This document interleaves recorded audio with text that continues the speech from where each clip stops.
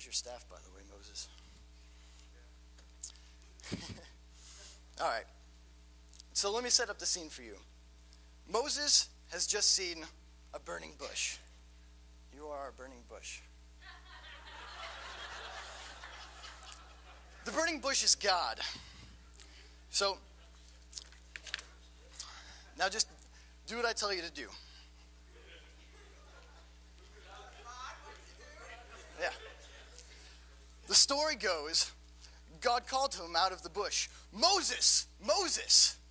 And Moses said, "Here I am." Then he said, "Do not come near. Take your sandals off your feet." No, I mean it.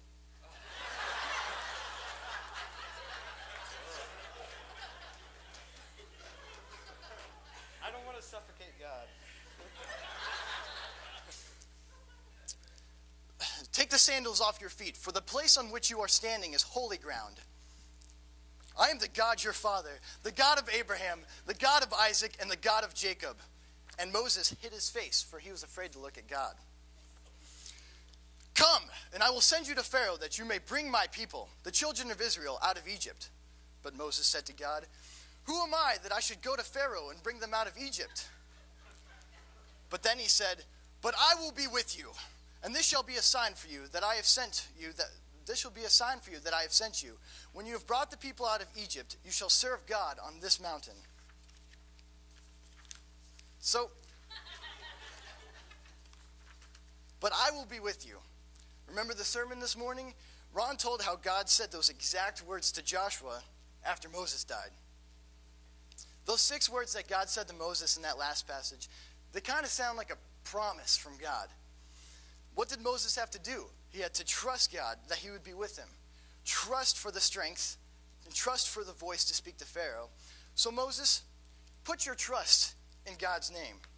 Put your trust in the burning bush. Fall into his will.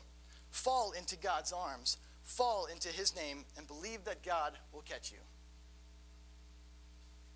There you go. All right. You are no longer the burning bush. All right. Scene 2. All right, Isaac.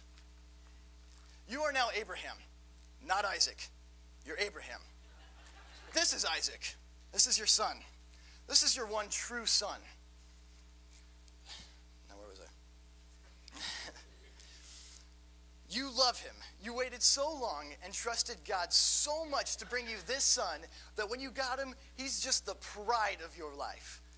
But in Genesis chapter 22, God wanted to test how much you love God, how much you trust in his name.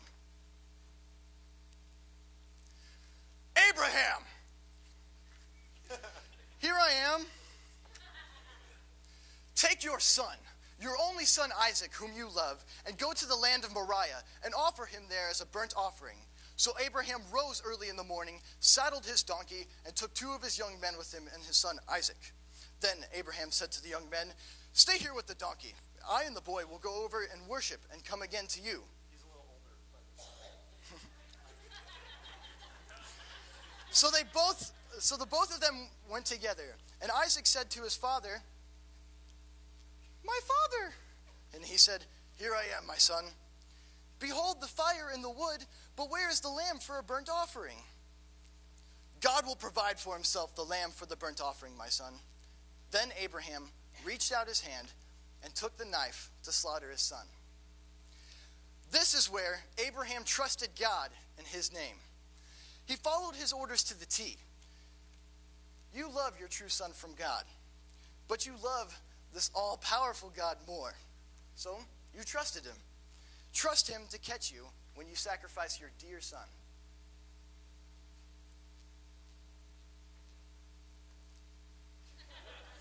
But the angel of the Lord called to him from heaven and said, "Abraham, Abraham." And he said, "Here am I." He said, "Do not lay your hand on the boy or do anything to him, for now I know that you fear God, seeing that you have not withheld your son, your only son, from me." And Abraham lifted up his eyes and looked, and behold, behind him was a ram, caught in a thicket by his thorns. And Abraham went and took the ram and offered it up as a burnt offering in instead of his son. Thank you, Abraham.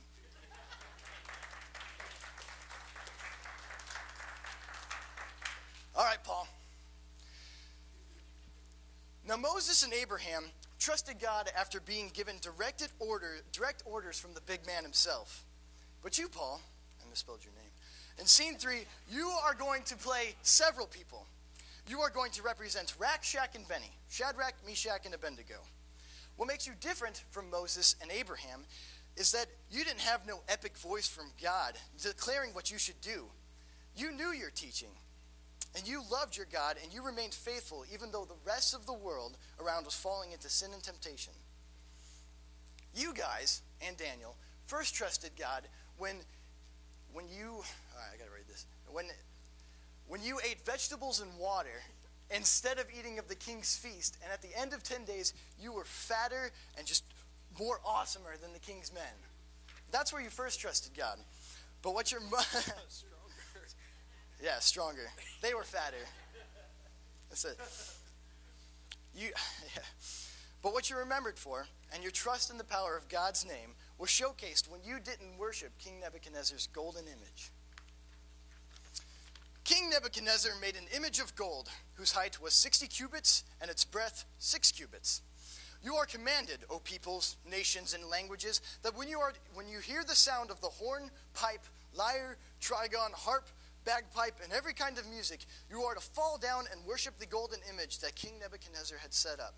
And whoever does not fall down and worship immediately be cast into the burning fiery furnace.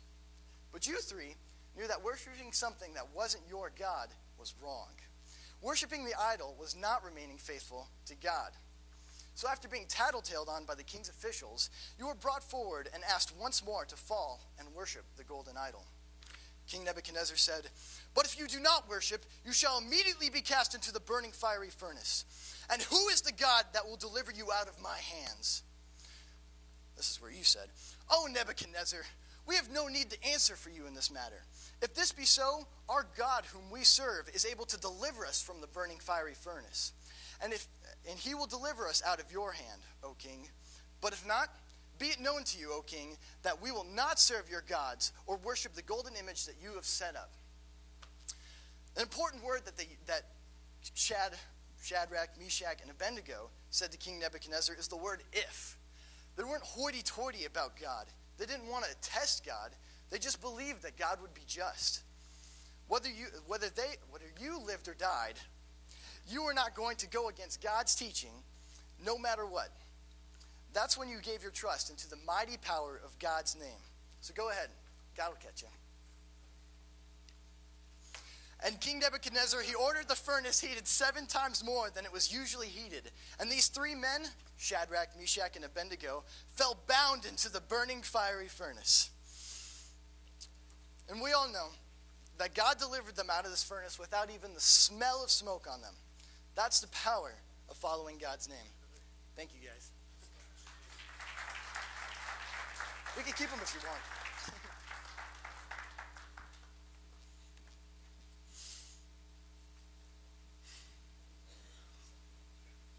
There you go. So, we've defined the word trust to have confidence or faith in. And we've seen how God fulfilled trust in people of the Bible times. But how can you have God fulfill trust in us today? The first step is trust that he is there. Trust in his name, that it's as real as the people who are sitting around you. As Pastor Ron said this morning, Matthew 18:20, "For where there are 2 or 3 are gathered in my name, in God's name, there am I among them." That belief, that reliance, that faith, that trust in his name, trust that he is the God that sent down his one and only Son to die for your sins, all your sins, past, present, and future, sins that you have to admit that you have. Admit you are a sinner.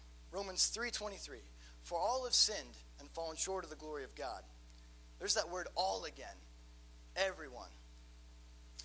At that point, you know that you're a sinner. You know that you're going to keep sinning too. You can't stop that. You trust that Jesus...